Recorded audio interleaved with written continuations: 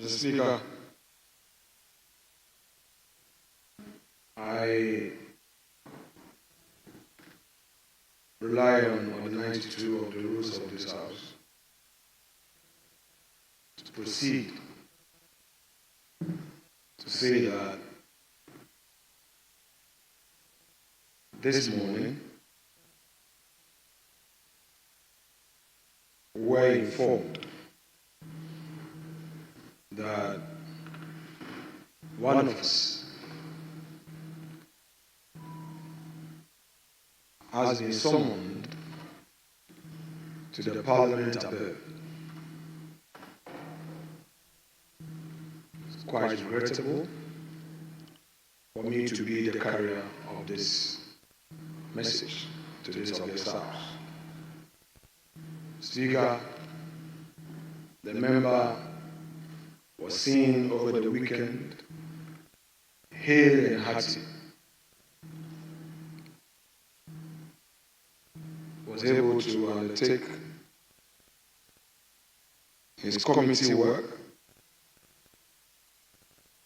and prior to that, we all saw him at the plenary. The Speaker, this member is a young politician from the eastern region. His first term in this chamber, who carries with him a lot of promise to contribute to the discourse of this our democratic enterprise. Speaker, it took his resilience to come to this august assembly of the people's representatives.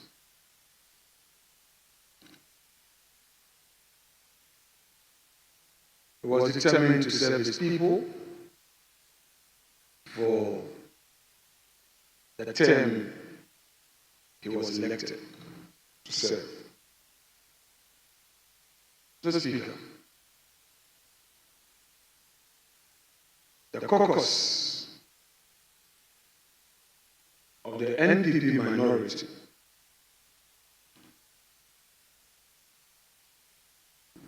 has been struck by this sudden summons to our brother to the Parliament above, referring to our brother Ernest Kumi of Akwatia. Speaker, we are in touch with the family,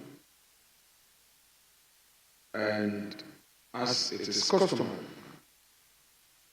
at the appropriate time, Parliament and its leadership shall be informed. This information under the 92 must not be seen and construed in terms of any constitutional imperative. It is very informal. And just to say that for the avoidance of doubts, the necessary requirements that may trigger any further process is properly outlined in the Constitution. The Speaker, we are aware that our respected brother who has been summoned by the Lord above, who presides over the Parliament above, left a family, a wife, and children.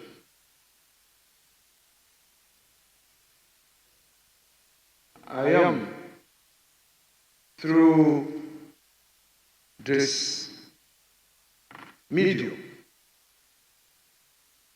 expressing on behalf of the caucus condolences to the bereaved family. And to the people of Akwatia who found him worthy of their trust and therefore elected him to represent them, the caucus says to them, Kose, we know that this is sudden, it was unexpected.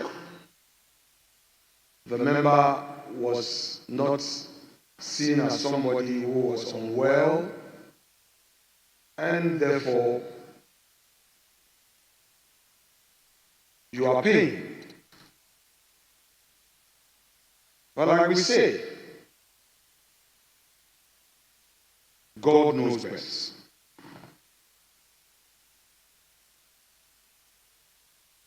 Speaker,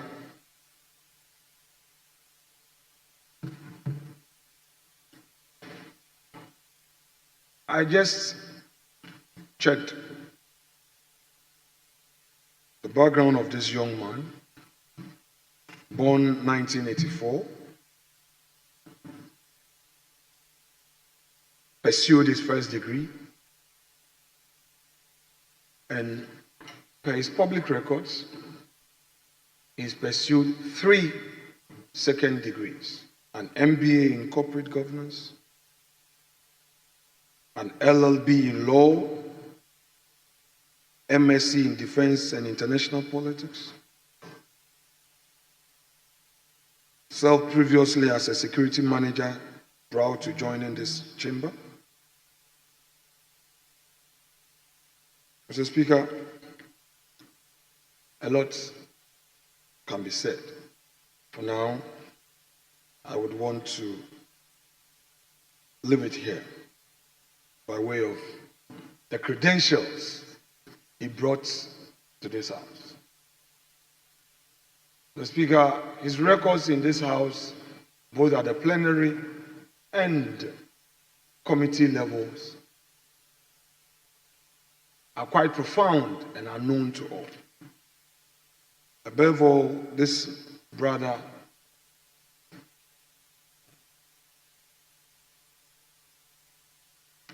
had all that anybody would want to have in a brother.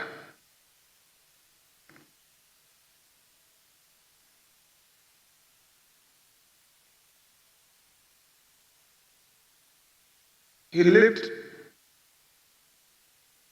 the prayer of this house, quote, a country of righteousness where none shall wrong his neighbor, unquote.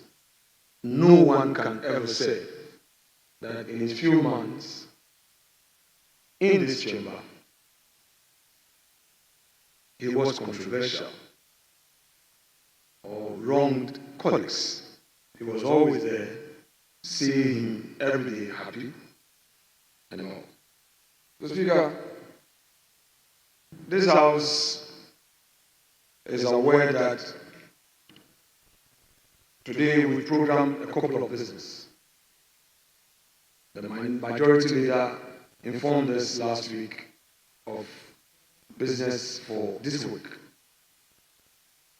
It is the prayer of this side of the house, the NPP Minority Caucus, of 88, regrettably -1. To pray with the indulgence of the leader of the house that today's proceedings be terminated as we observe a minute of silence in his honor.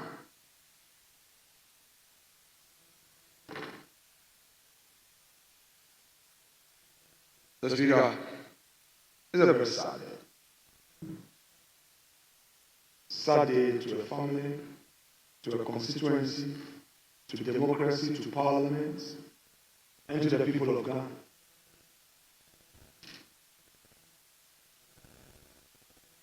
We know not when any of us may receive a summons. Colleagues, let's take heart and continue with our service to Mother Ghana. Mr. Speaker, I appreciate this treasured space to break this unfortunate news. I do so with a lot of regrets and a lot of hesitation. But it's my duty to be the bearer of it. And I've done so. Thank you, sir. Yes. Majority Leader. Yeah, right, Honorable Speaker.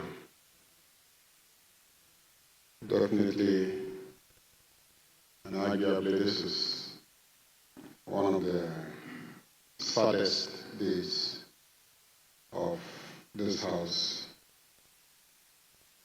Like you said, I saw on the platform some publication to the effect that we had lost our younger brother, Honorable Ernest Kumi. But I didn't believe it. I just thought, in this our politics, sometimes people put out all sort of things. I just thought it was. And then I got another message that said, Leader is serious, it's true. It's published by Joy News and other credible news platforms. And I really was saddened by the development. Very young, just a little over 40 years. Very bright, as the minority media has presented vividly. Within a short period, he had sprung a number of degrees in diverse fields of study, showing that this is a very studious young man. At that age, he believed in democracy, he participated and effectively, and as a result, took a constituency as weighty as Akwatia from within his party and in the general elections. So this is a young man full of promise for the store of knowledge, intellect, promise for store of energy that this House needs to sustain it. The prime of his life, like the minority leader has indicated, he has everything that a young man of his age will need. And to be taken away from us at this stage in his life, it's not only a loss to his family, it's not only a loss to Akwatia as a constituency, it's a loss to Ghana because we won't know where he would have ended up in terms of the leadership of this country. And we never know what we have missed by losing him so early in his political career. I believe that this House has suffered a terrible blow. And it's the kind of blow that when you take, you can't stand. Even sitting will be a problem. And so I join my colleague to appeal to colleagues here and then Right Honorable Speaker that we do take an adjournment for today, and tomorrow we can come back and put ourselves together to be able to conduct public business. I know this is not the time for reading tributes. The family is still struggling to come to terms with what has happened. His constituency is still struggling to come to terms with what has happened. But we wish them, we extend our condolences to them, and our prayers are with them. And as a house, we are with them in this period of extreme grief that they must be suffering now. And it is not the minority caucus that has lost, it is this parliament that has lost. Because he was a member of the House before he was a member of the minority caucus. So, Mr. Speaker, I join my colleague to pray for an adjournment so that we can all go back and then put ourselves together. Thank you, Mr. Speaker.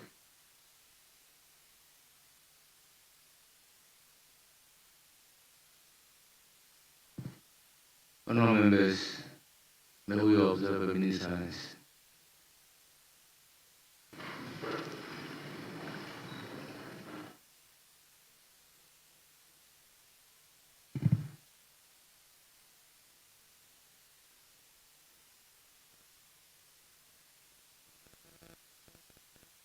May his soul rest in perfect peace.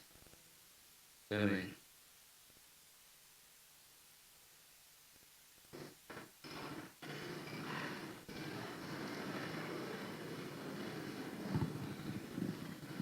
Honourable members, I will therefore put a question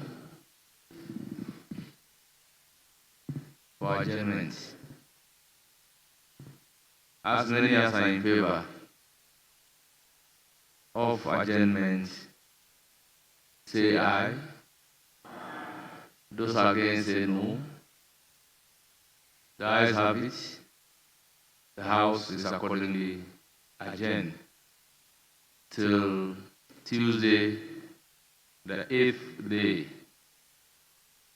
of July 2025 at 2 o'clock in the afternoon.